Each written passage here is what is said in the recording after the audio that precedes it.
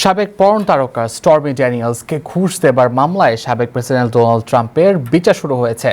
সোমবার Manhattan criminal court আদালতে তিনি বিচারের মুখোমুখি হন। উল্লেখ্য, এই প্রথম কোনো ফৌজদারি মামলায় ট্রাম্পের বিচার শুরু হলো। বিচারের মুখোমুখি হওয়া তিনি প্রথম আমেরিকান প্রেসিডেন্ট। বিচারে দোষী সাব্যস্ত হলে সর্বোচ্চ 4 বছরের জেল হতে পারে ট্রাম্পের, তবে কারাদণ্ড এড়াতে জরিমানাও গুনতে হতে পারে তার।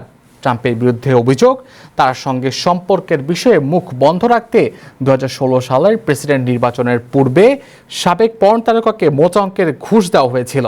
মুখ বন্ধ রাখতে ট্রাম্পের সাবেক আইনজীবী মাইকেল কোহেন ড্যানিয়েলসকে প্রায় $1,30,000 ঘুষ দেন বলে দাবি করেছেন।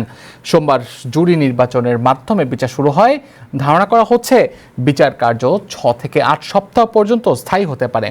মামলায় ট্রাম্পের বিরুদ্ধে মোট 34টি অভিযোগ আনা হয়েছে। তিনি অবশ্য সবকটি অভিযোগ অস্বীকার করেছেন।